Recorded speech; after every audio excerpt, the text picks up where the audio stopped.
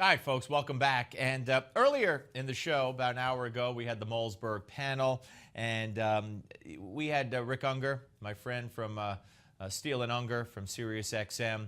And we came out of into the segment with the soundbite of John Kerry talking about how we need a ceasefire. Yes, Israel needs to be assured of their security and to get rid of the tunnels, but, you know, the Palestinians also need to have goods delivered into Gaza, etc. And I then framed the first question on that, based on that remark by Kerry, saying, we're talking about Hamas, okay? Hamas is the government of the Gaza Strip.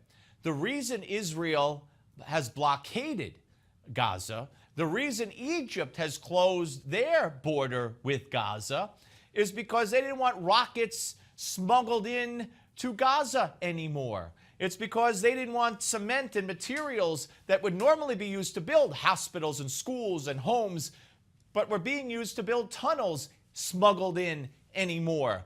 That's why there's a blockade. It's not gratuitous in nature. And so instead of focusing on that, Rick Unger decided to go off on a tangent about how Hamas wasn't elected by the Palestinians in Gaza. And I was sure they were.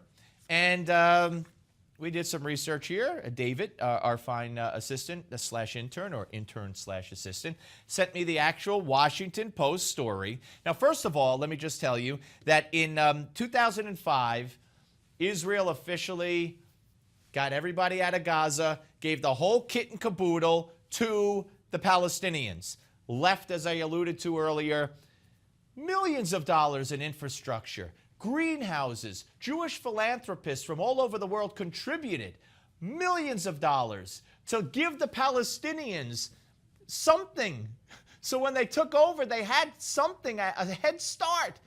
And the first thing the Palestinians did was destroyed the greenhouses, destroyed everything. They wanted nothing from Jews. They wanted nothing from Israel. So they had bupkis, is what you might want to call it, okay? Then they held elections in January of 2006.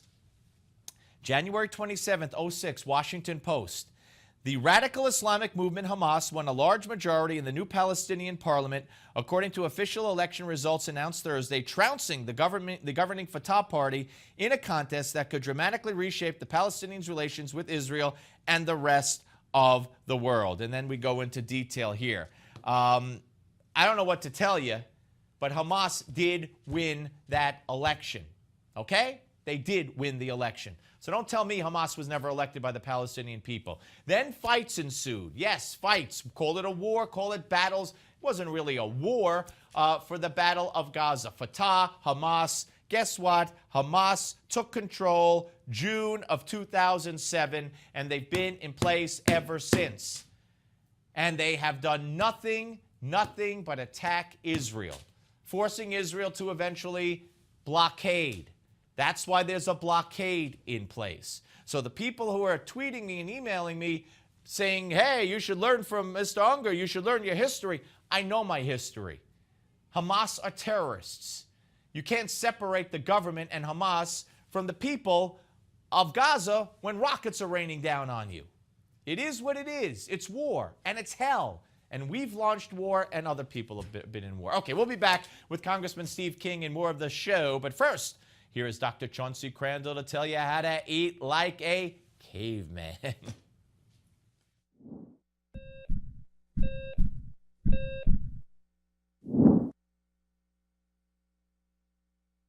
Heart disease is the biggest killer disease in America, and this doesn't surprise me. We are addicted to starches, sugars, fatty meats, and salt. People who live in countries with little heart disease eat very differently. One way some people stay heart healthy is by following what is known as the caveman or Stonehenge diet, so named because of its similarity to the way our prehistoric ancestors ate. People who follow this type of diet live off local fruits and root vegetables and get their protein mostly from fish and wild game they shoot themselves.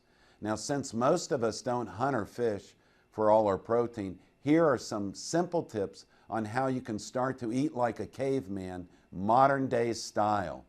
First, fill up on fruits and vegetables. Eat them first and you'll be less hungry.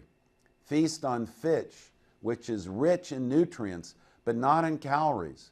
Choose fatty fish like mackerel, herring, sardines, and salmon, which are rich in heart-healthy omega-3 fatty acids. Get out and go for a walk. Remember, our ancestors were hunters and gatherers, so they didn't spend their time sitting in front of a TV or computer all day. If you live more like a caveman or a cave woman, your heart will love you for it. I'm Dr. Chauncey Crandall, and thank you for watching this Heart Health Minute. Remember, it's never too late to prevent or reverse heart disease. Right now, I invite you to discover your own risk for heart disease or even a heart attack by taking my quick, free online quiz at www.simplehearttest.com.